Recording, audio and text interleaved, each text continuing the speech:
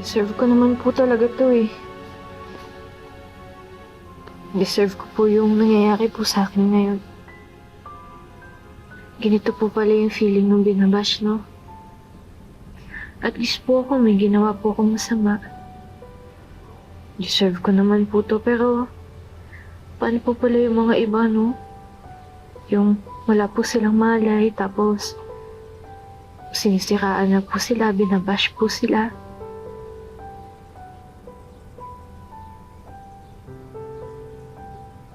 Proud ako sa'yo, Apo.